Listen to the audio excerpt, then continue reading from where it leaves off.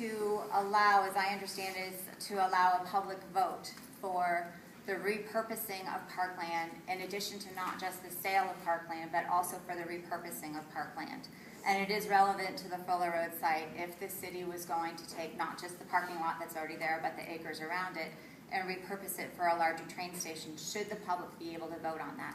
So she has proposed that language at the last city council meeting, that the decision was made for it to go back to PAC for an opinion, which I think made a lot of sense.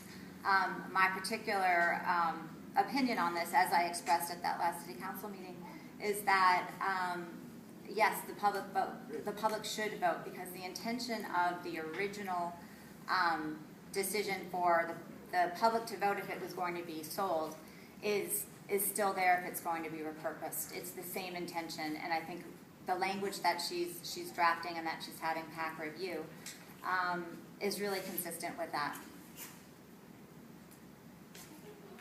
Well, it was very interesting at that meeting, where I was for the whole meeting, was that the proposal, one of the proposers of the proposal saw all the ambiguities and problems with it, and that was Sabre Bear.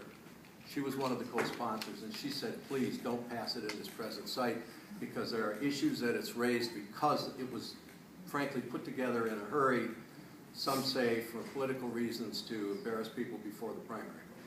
The fact of the matter is that there are tremendous ambiguities in it, and Sabre brought them up, about a half a dozen of them.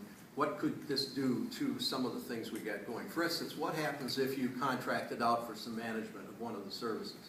Does that have to go to a vote of the people every time you do that?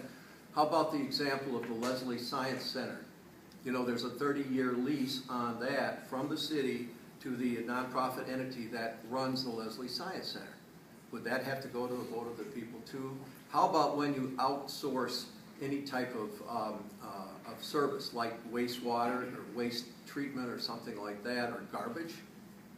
Would that have to go to the people as well? So it creates a lot of problems. That's why, for instance, we wanted to refer that to the Parks Commission, you know, which Sally says she agreed with, in order to get a better look at that in terms of what it really means. And I think that's important before you take a step like that in terms of democracy. What discretion do you want to leave, you know, to your city council? But on the other hand, what, you know, guarantees do you want to have to make sure that they keep within your will? That's a legal question. It deals with the Constitution of the city, which is the charter. And when you amend your charter, you have to do it carefully and for the right reasons, and draft it very well. And the proposal that came before us was none of that. So we have to take a longer look at that in terms of what we really want to do with that.